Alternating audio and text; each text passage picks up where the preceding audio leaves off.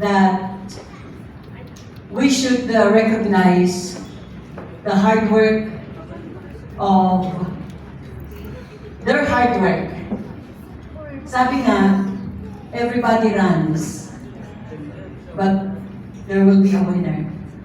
They are all winners, but there will be sa mga ano. So I want to recognize Superintendents of the Year.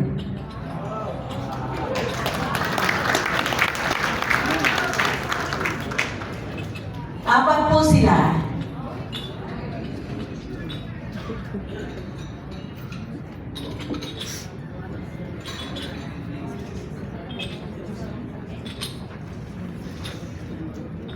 This is just a small token, a small trophy. Not much to say, but it says, Superintendent of the Year 2025, most diligent. Pag sinabing most diligent, this superintendent is on top of his members. He see to it that they are on time in renewing. And he is always reminding them. Also, this superintendent talks to his members that when they don't want to serve Kingsway anymore, they can step down. And he always gathers and reminds his districts to be here, or to always attend whatever Kingsway gathering has, especially National Convention. Most diligent superintendent, none other than Reverend Felix L. Bentijo.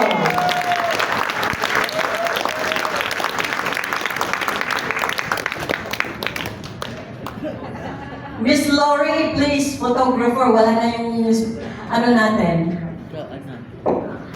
Oh, kayo na magpasa sa kanila. Baka ma-inherit din yung pagka ano.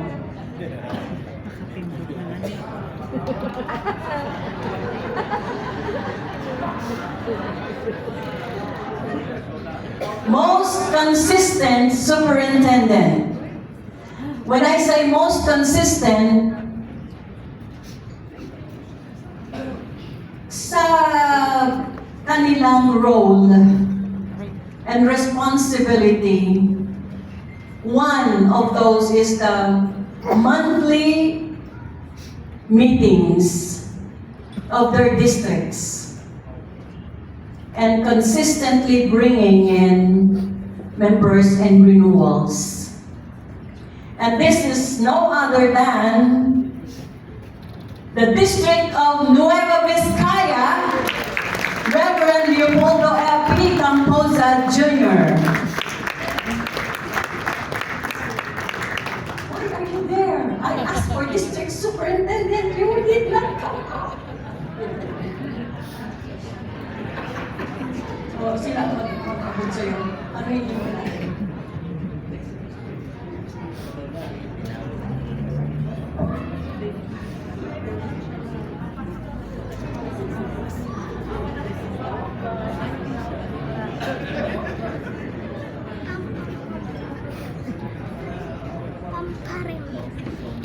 So we can say also that they are loyal and conforming to what Kingsway Philippines program is doing.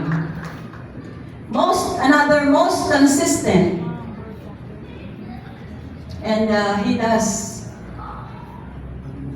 whether 2 or 3 comes, he's still doing the monthly prayer fellowship. None other than District Superintendent of La Union District, Reverend Michael T. Valenstein.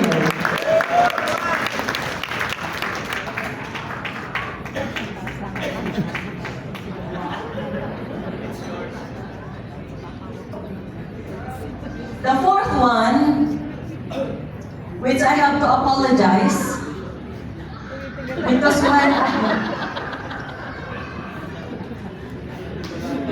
when I looked in the box, when I went to get the products that I had ordered, there's only 3. So I have to apologize to this person. I know that his heart is forgiving. But I will just announce, he is my missions partner.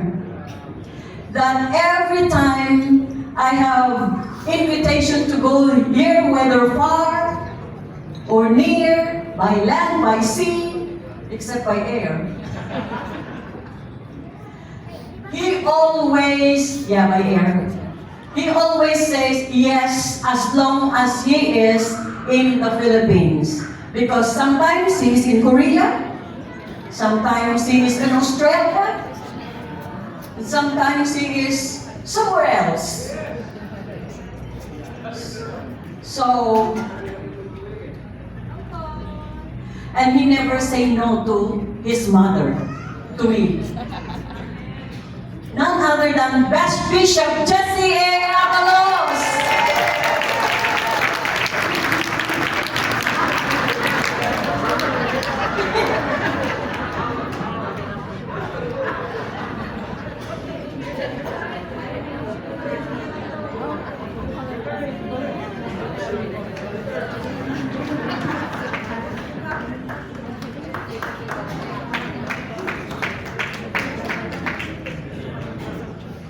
Now we want just remain, and we will honor our speakers. Kingsway Fellowship International Philippines Incorporated, plaque of appreciation to Reverend Robert Dwayne Lormes, in grateful recognition of your prayers, support, and presence to inspire and grace the 50th anniversary celebration of KFI Philippines. Your inspirational message from the Lord given to His people is a testament of your character, compassion, and devotion, serves as encouragement and strength, not only to the pastors, leaders, and workers, but to the entire body of Christ. To carry on and see how awesome are the works of God in their life and ministry. Given this 12th day of February 2026 at the Supreme Hotel and Convention Plaza, Magsaysay Street, Baguio City, signed by the Board of Trustees.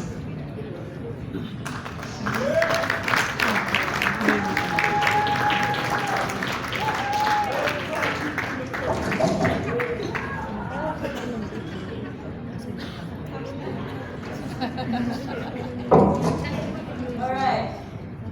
Same citation given. Plaque of appreciation to Reverend Roy Allen Lormes.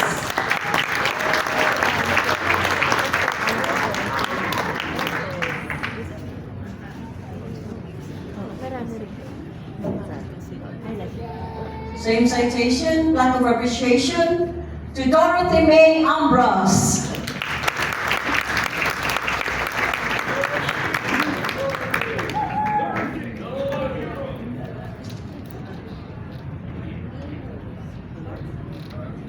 Plaque of appreciation to Catherine Louise Jordan.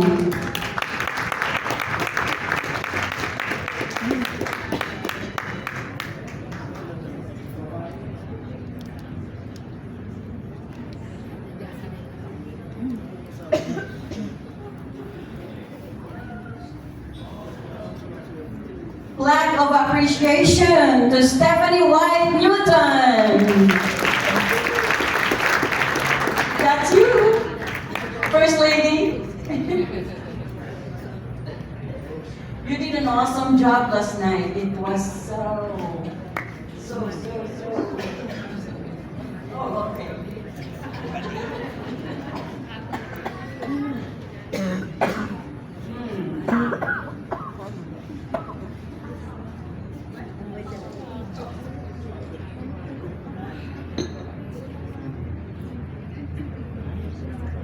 of appreciation, sincerely and wholeheartedly given to Reverend Kimberly May Imel for your untiring support, prayer, generosity, and commitment in coordinating and preparing for KFI Philippines 50th anniversary celebration held on February 10 through 12, 2026.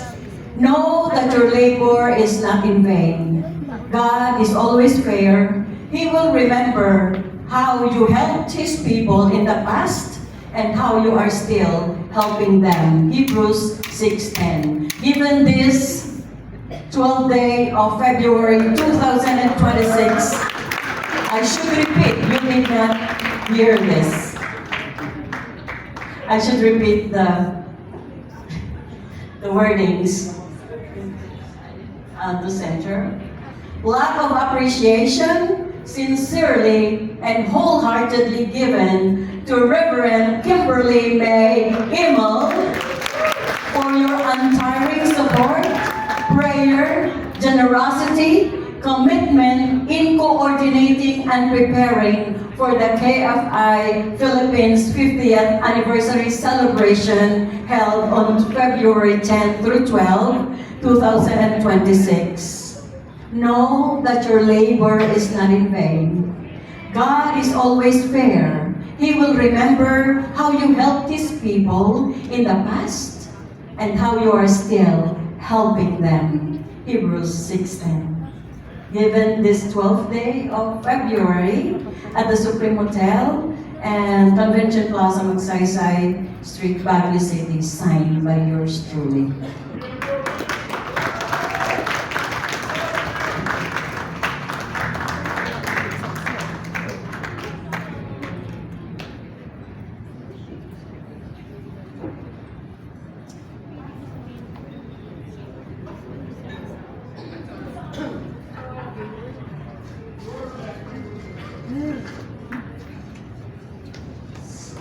Save the best for last.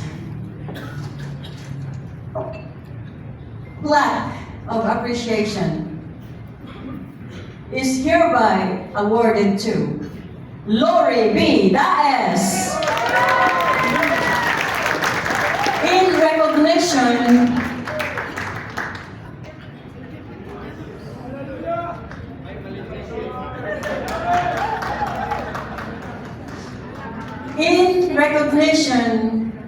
of her loyalty and faithful service as office assistant for Dr. Dennis A. Miller since 2012 up to present. Her enthusiasm and cheerful countenance and love for God's people makes her workload lighter and fun to work with. Given this 12th day of February 2026 at Supreme Hotel and Convention Plaza, Magsaysay Street, Baguio City, signed by yours truly.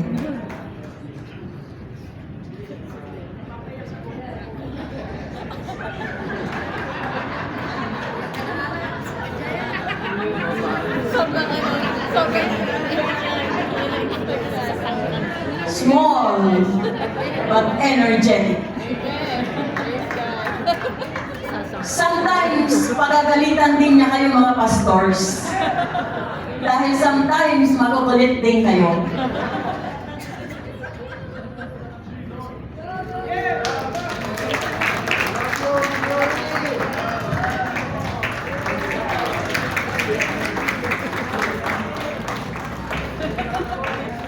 Honor to honor is due.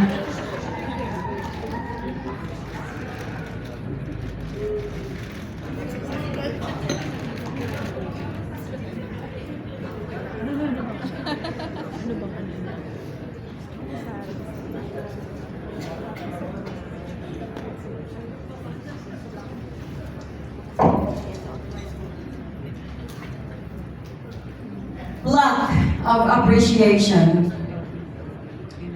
2. Presented to Bishop Paul D. Bagitay Sr. In grateful recognition of your prayers, support, and time freely given to grace the 50th anniversary celebration of KFI Philippines, your powerful teaching of the whole counsel of God serves an encouragement and strengthens not only the pastors, leaders, and workers, but the entire body of Christ to carry on and see how awesome are the works of God in their lives and ministry. To God be the glory. Signed by the Board of Trustees.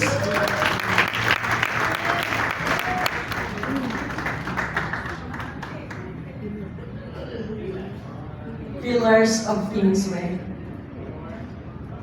One more.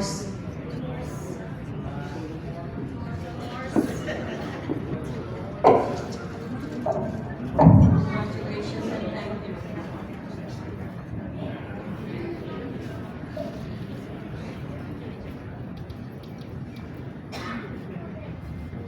Plaque of appreciation presented to Reverend Timothy Dorn. In grateful recognition of your prayers, support, and time freely given to grace the 50th anniversary celebration of KFI Philippines. Your powerful teaching of the whole counsel of God serves an encouragement and strengthens not only the pastors, leaders, and workers, but the entire body of Christ to carry on and see how awesome are the works of God in their life and ministry.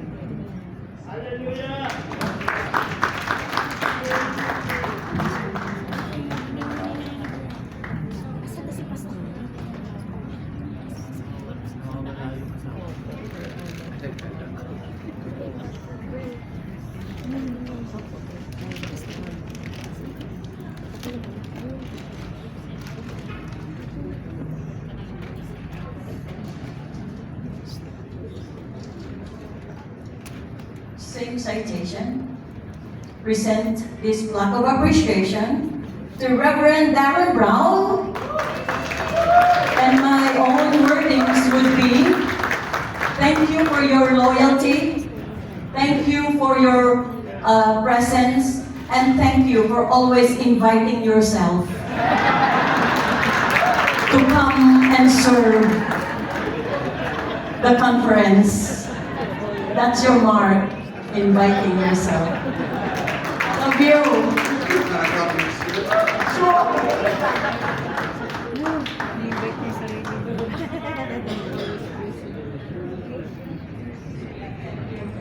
Thank you for your music as well. We adopted your music as a theme song for unity.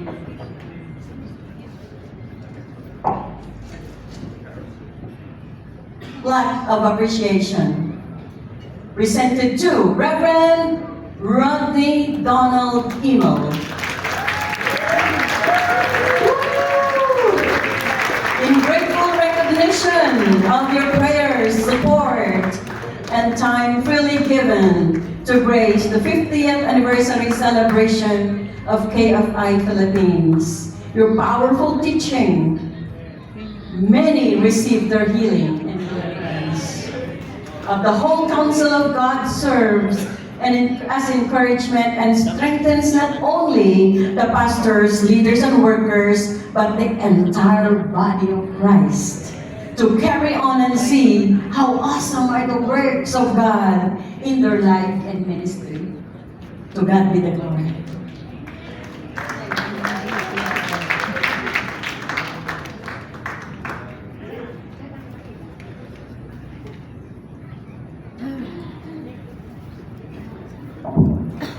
Of course, last but not the least, presents this plaque of appreciation to Bishop Robert Newton in grateful recognition of your prayers, support, and time freely given to grace the 50th anniversary celebration of KFI Philippines. Your powerful teaching of the whole counsel of God serves an encouragement, and strengthens not only the pastors, leaders, and workers, but the entire body of Christ to carry on and see how awesome are the works of God in their life and ministry. Did you know that the people look forward to your coming back from the last year up to now. They carried their bags. The bag that you presented last year, they always quote it. And now, what are your takeaway?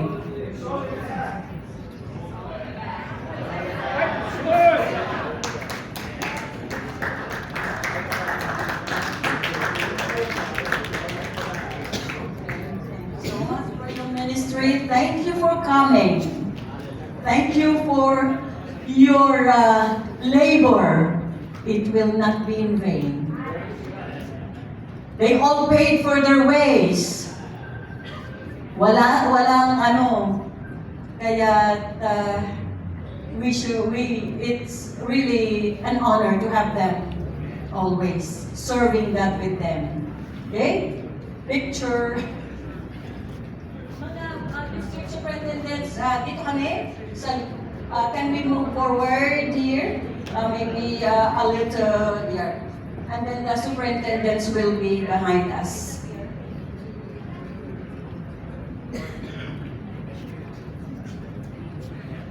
Dinala ko rin sana yung buffet ko. Thank you, saan man po galing yung aking napakagandang buffet. Appreciate, I was so surprised.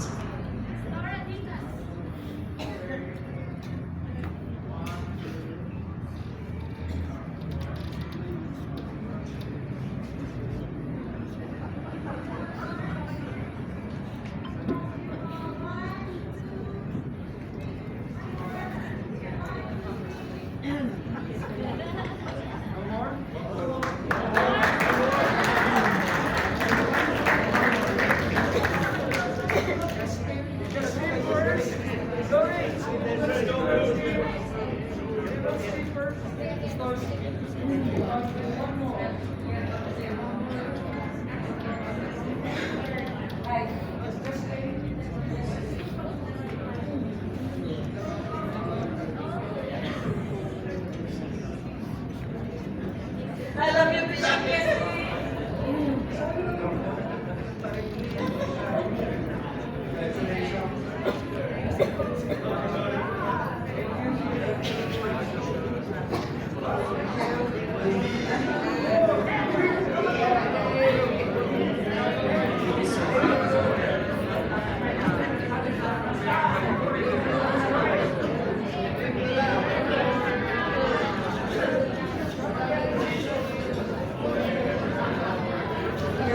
I should also, thank you, thank you, thank you, thank you.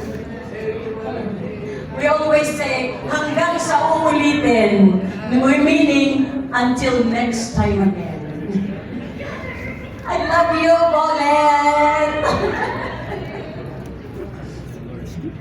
Yes, it's just only a year, but then my members are mine. Appreciate you all.